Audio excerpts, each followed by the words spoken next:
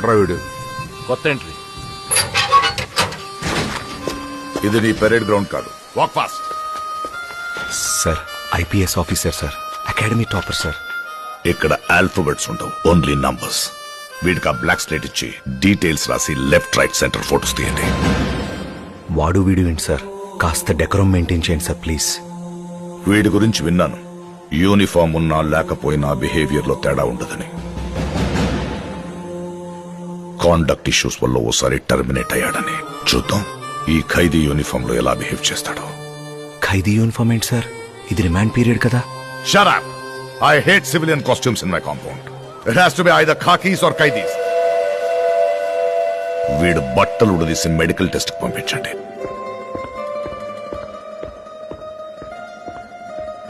Mister superintendent, నాకు చిన్నప్పటి నుండి ఒక చెడ్డ అలవాటు ఉంది.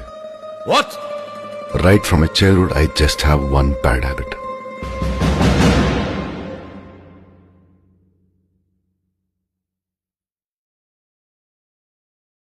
ఆ వ్యాపారంలో సూర్యవర్ధన్ ఎవరూ ఎదుర్కోలేనంత ఎత్తుకెదిగాడు.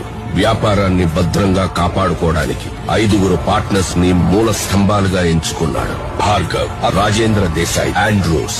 సూర్యవర్ధన్ కున్న అతి పెద్ద బలం అతని తమ్ముడు అధీర. అతని సామర్థ్యంతో కట్టిన ఈ కోటకి సూర్యవర్ధన్ కొడుకు గరుడ చేయి తోడైంది.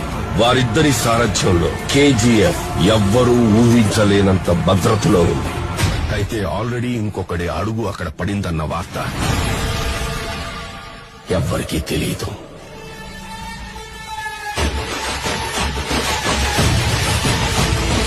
Powerful people come from powerful places.